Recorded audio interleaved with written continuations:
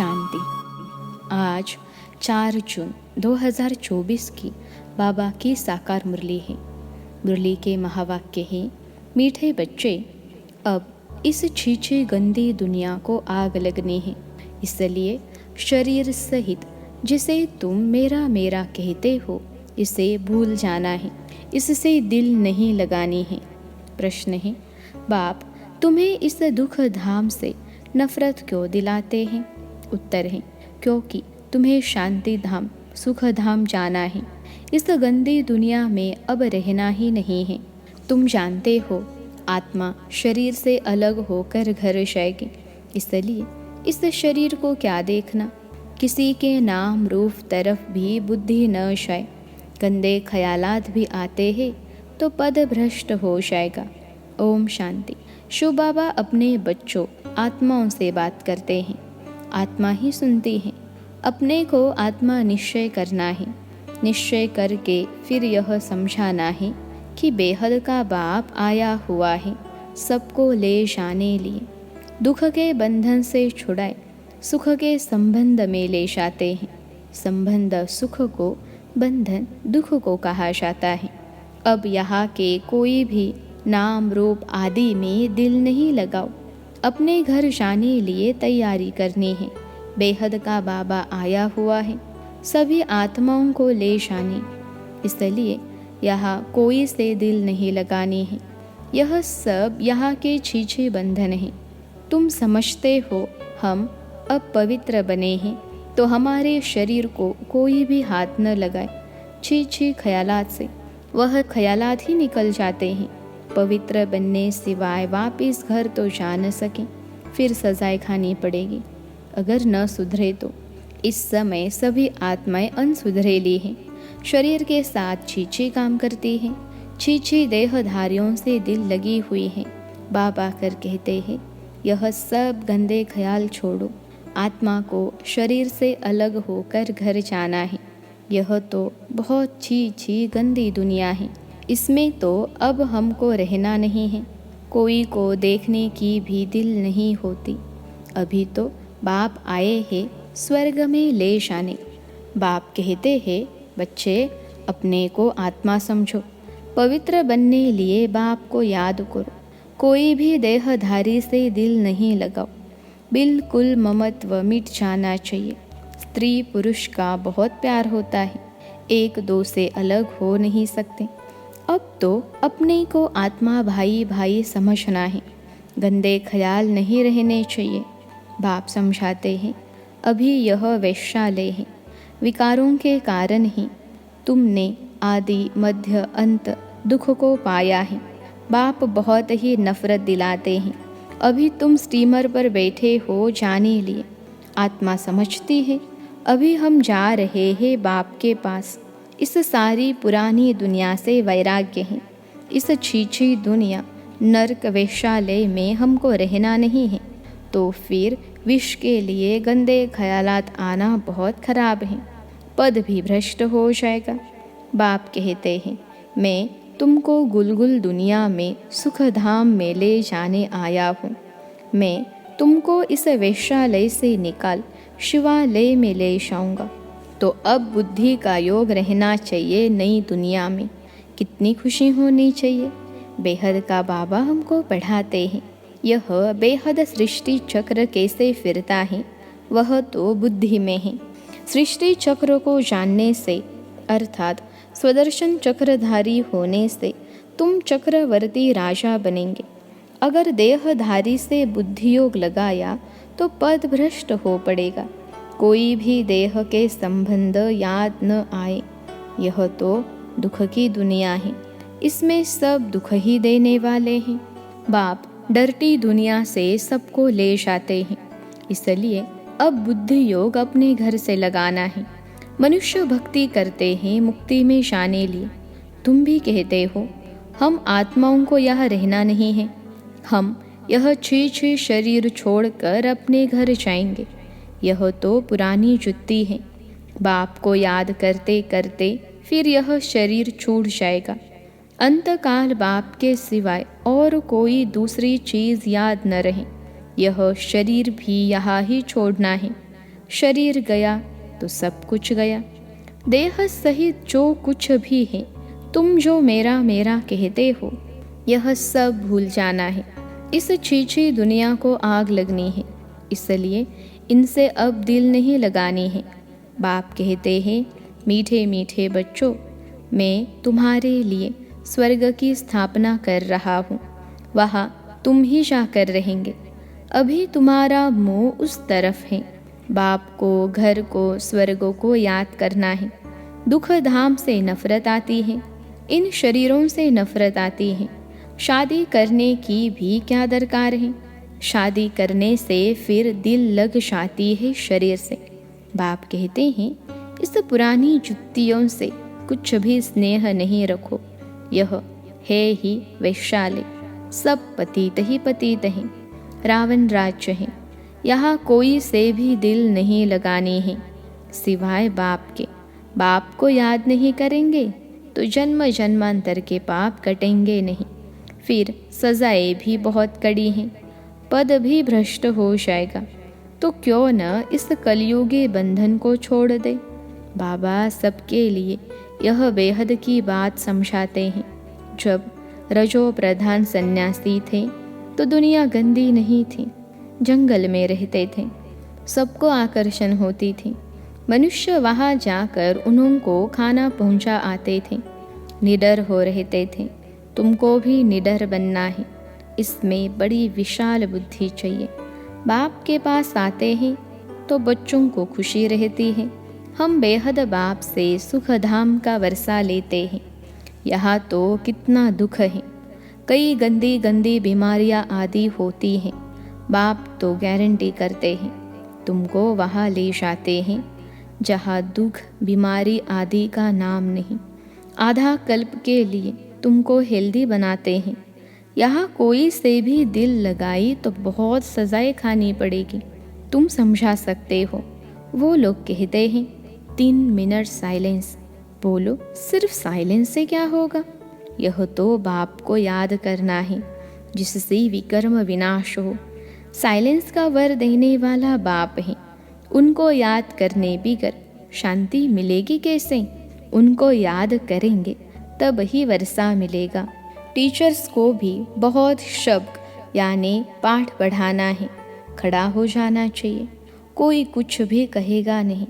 बाप के बने हो तो पेट के लिए तो मिलेगा ही, शरीर निर्वाह के लिए बहुत मिलेगा। वैसे वेदांती बच्ची हैं, उसने इम्तहान दिया, उसमें एक पॉइंट थी, गीता का भगवान कौन? उसने परमपिता परमात्मा शिव लिख दिया तो उनको नापास कर दिया, और जिन्होंने श्री कृष्ण का नाम लिखा था उनको पास कर दिया। बच्चे ने सच बताया तो उसको न जानने कारण नापास कर दिया। फिर लड़ना पड़े, मैंने तो यह सच सच लिखा। गीता का भगवान है ही निराकार परमपिता परमात्मा। श्री कृष्ण देहधारी तो हो न सके, परंतु बच्ची की दिल थी इस रूहानी सर्विस करने की तो छोड़ दिया। तुम जानते हो, अब बाप को याद करते करते अपने इस शरीर को भी छोड़ साइलेंस दुनिया में जाना है। याद करने से हेल्थ वेल्थ दोनों ही मिलते हैं। शरीर में पीस प्रॉस्पेरिटी थी ना।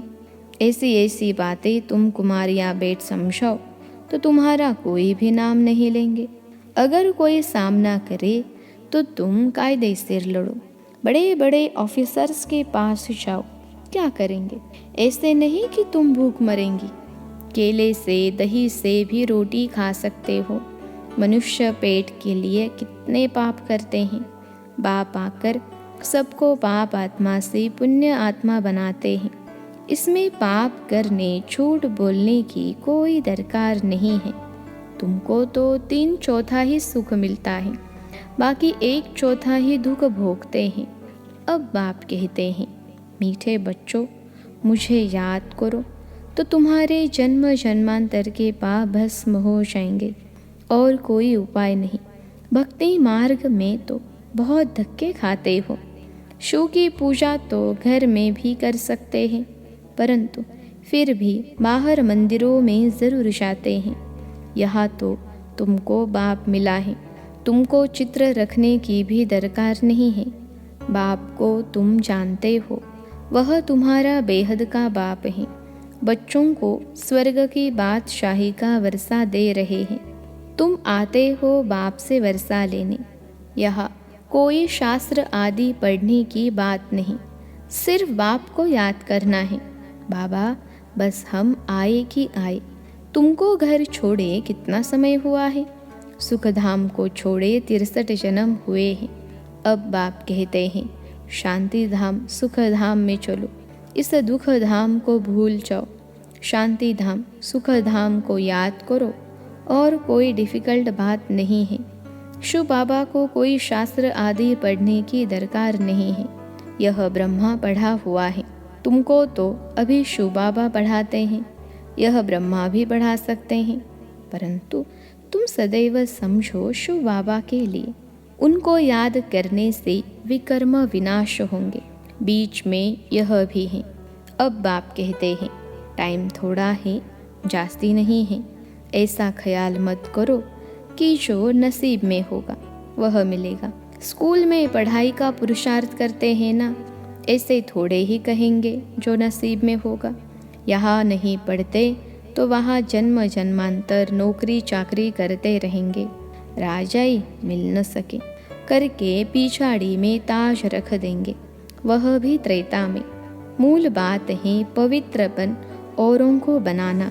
सत्यनारायण की सच्ची कथा सुनाना है बहुत सहज। दो बाप हैं, हद के बाप से हद का वर्षा मिलता है, बेहद के बाप से बेहद का। बेहद बाप को याद करो तो यह देवता बनेंगे, परंतु फिर उसमें भी ऊंच पद पाना है। पद पाने के लिए ही कितना मारा मारी करते हैं। पिछाड़ी में पॉम्स की भी एक दो को मदद देंगे। यह इतने सब धर्म थे थोड़े ही, फिर नहीं रहेंगे। तुम राज्य करने वाले हो तो अपने ऊपर रहम करो ना, कम से कम ऊंच पद तो पाए। बच्चियाँ 8 आना भी देती हैं, हमारे एक ईंट लगा देना। सुदामा का मिसाल सुना है ना, चावल मुट्ठी बदले महल मिल गया। गरीब के पास है ही 8 आने तो वही देंगे ना। कहते हैं बाबा हम गरीब हैं, अभी तुम बच्चे सच्ची कमाई करते हो, यह सबकी है झूठी कमाई। दान पुण्य आदि जो करते हैं वह पाप आत्माओं को ही करते हैं, तो पुण्य के बदले पाप हो जाता है। पैसा देने वाले पर ही पाप हो जाता है। ऐसे ऐसे करते सब पाप आत्मा बन जाते हैं।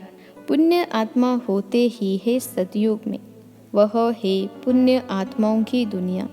वह तो पाप ही बताएंगे। पाप आत्मा रावण बनाते गंदे बन पड़ते हैं। अब बाप कहते हैं गंदे कर्म नहीं करो। नई दुनिया में गंद होता नहीं, नाम ही है स्वर्ग। तो फिर क्या, स्वर्ग कहने से ही मुख में पानी आ जाता है। देवता होकर गए हैं तब तो यादगार हैं। आत्मा अविनाशी है।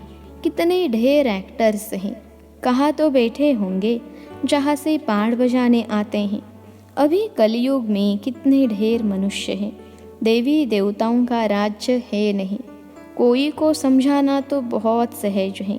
एक धर्म की अभी फिर स्थापना हो रही है, बाकी सब खत्म हो जाएंगे। तुम जब स्वर्ग में थे तो और कोई धर्म नहीं था। चित्र में राम को बाण दे दिया है, वहाँ बाण आदि की तो बात नहीं।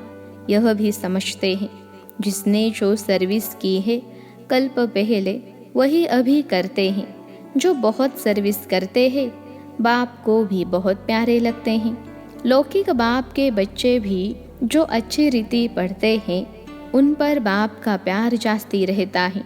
जो लड़ते खाते रहेंगे तो उनको थोड़े ही प्यार करेंगे। सर्विस करने वाले बहुत प्यारे लगते हैं। एक कहानी है, 2 बिल्ले लड़े, माखन कृष्ण खा गया। सारे विश्व की बादशाही रूपी माखन तुमको मिलता है, तो अब गफलत नहीं करनी है, छीछी नहीं बनना है। इसके पीछे राजय मत गवाओ। बाप के डायरेक्शन मिलते हैं, याद नहीं करेंगे तो पाप का बोझा चढ़ता जाएगा। फिर बहुत सजाएं खानी पड़ेंगी, जार जार रोएंगे। 21 जन्म की बादशाही मिलती है, इसमें फेल हुए तो बहुत रोएंगे। बाप कहते हैं न पियर घर न ससुर घर को याद करना है, भविष्य नए घर को ही याद करना है। बाप समझाते हैं कोई को देख लट्टू नहीं बन जाना है, फूल बनना है। देवताएं फूल थे, कलयुग में कांटे थे, अभी तुम संगम पर फूल बन रहे हो। किसको दुख नहीं देना है, यहाँ ऐसे बनेंगे तब सतयुग में जाएंगे। अच्छा, मीठे मीठे सिखलते बच्चों प्रति माता पिता बाप दादा का याद प्यार और गुड मॉर्निंग। रूहानी बाप की रूहानी बच्चों को नमस्ते। हम रूहानी बच्चों की सिखलते रूहानी माता पिता बाप दादा को याद प्यार गुड मॉर्निंग और नमस्ते बाबा नमस्ते। धारणा के लिए मुख्य सार पहली पॉइंट है, अंतकाल में एक बाप के सिवाय दूसरा कोई याद न आए, उसके लिए इस दुनिया में किसी से भी दिल नहीं लगानी है। छी शरीरों से प्यार नहीं करना है, कलयुगी बंधन तोड़ देने हैं। दूसरी पॉइंट है, विशाल बुद्धि बन निडर बनना है। पुण्य आत्मा बनने के लिए कोई भी पाप अब नहीं करना है। पेट के लिए झूठ नहीं बोलना है। चावल मुट्ठी सफल कर सच्ची सच्ची कमाई जमा करनी है। अपने ऊपर रहम करना है, आज का वरदान है। परमात्मा लगन से स्वयं को व विश्व को निर्विघ्न बनाने वाले तपस्वी मूर्त भव। परमात्मा लगन से स्वयं को व विश्व को निर्विघ्न बनाने वाले तपस्वी मूर्त भव। विश्लेषण है, एक परमात्मा लगन में रहना ही तपस्या है। इस तपस्या का बल ही स्वयं को और विश्व को सदा के लिए निर्विघ्न बना सकता है। निर्विघ्न रहना और निर्विघ्न बनाना ही आपकी सच्ची सेवा है, जो अनेक प्रकार के विघ्नों से सर्व आत्माओं को मुक्त कर देती हैं। ऐसे सेवाधारी बच्चे तपस्या के आधार पर बाप से जीवन मुक्ति का वरदान लेकर औरों को दिलाने के निमित्त बन जाते हैं। स्लोगन है, बिखरे हुए स्नेह को समेटकर एक बाप से स्नेह रखो तो मेहनत से छूट जाएंगे। बिखरे हुए स्नेह को समेटकर एक बाप से स्नेह रखो तो मेहनत से छूट जाएंगे। अच्छा, ओम शांति।